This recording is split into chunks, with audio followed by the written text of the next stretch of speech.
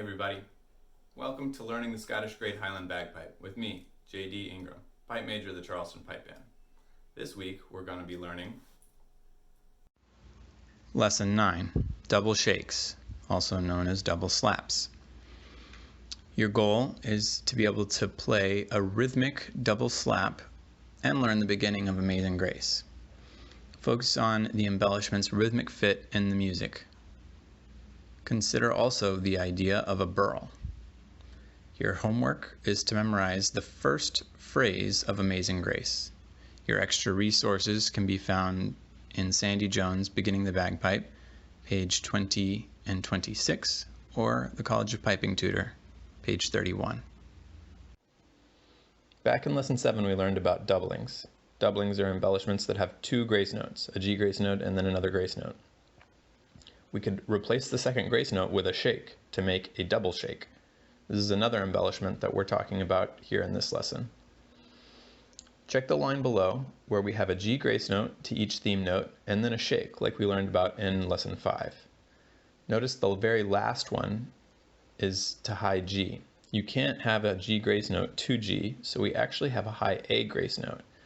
This is not super common, but it does happen from time to time.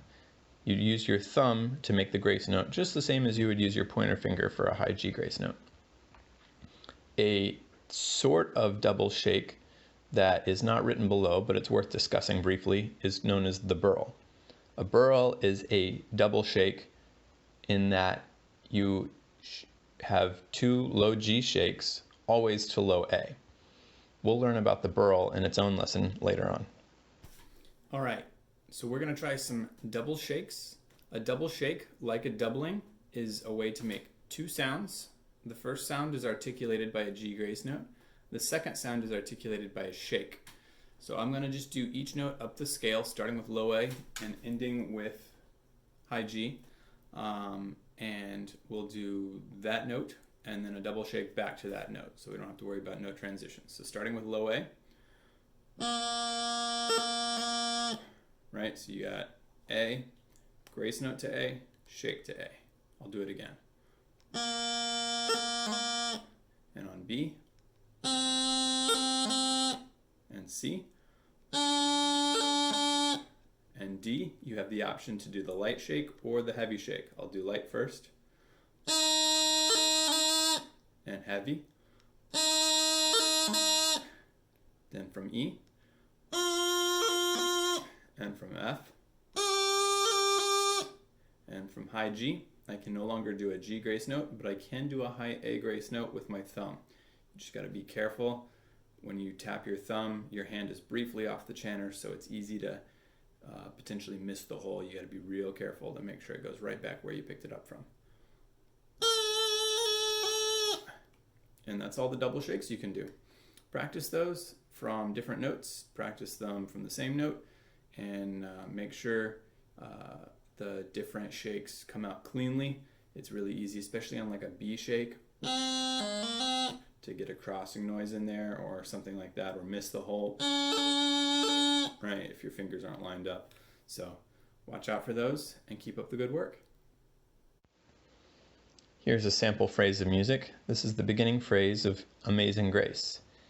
Amazing Grace features a double shake fairly prominently right at the beginning, and it's good to check out the tune because it's going to be coming up very soon for us to learn. All right, we're going to try some sample music. The most well-known, perhaps, piece of music that features a double shake is the first tune we're going to learn here in a couple lessons. It's Amazing Grace. It's probably one of the reasons that you decided to take up the bagpipes. But the very first embellishment in Amazing Grace is a double shake. So we're going to play just the first line, look at the sample music, and follow along with me. You'll notice at the end of bar 1, we've got a triplet. So that's written with the little 3. It means those 3 notes are going to be even. And this setting's a little different than we're going to learn later, so don't bother committing it to memory, but it's just a good way to practice some double shakes and some other musical ideas. So here we go. Amazing Grace, nice and slow.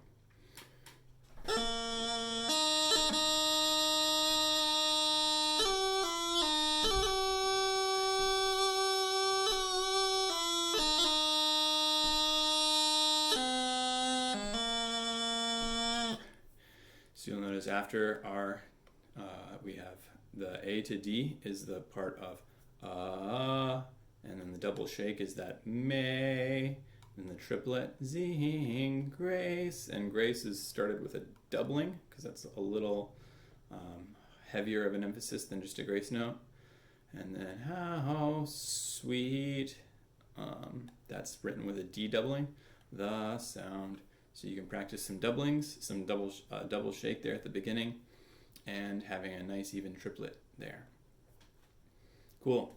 Try it out a couple times, but like I said before, don't worry about committing it to memory or mastering it because we're going to look at a different setting of Amazing Grace later on. Good job. Thanks for joining me again. Some final thoughts for you. Make double shakes, just like your doublings and your half doublings, feel natural and rhythmic and consistent. Keep practicing. Review your extra material, Sandy Jones Beginning the Bagpipe, pages 20 and 26, or the College of Piping Tutor, Part 1, page 31.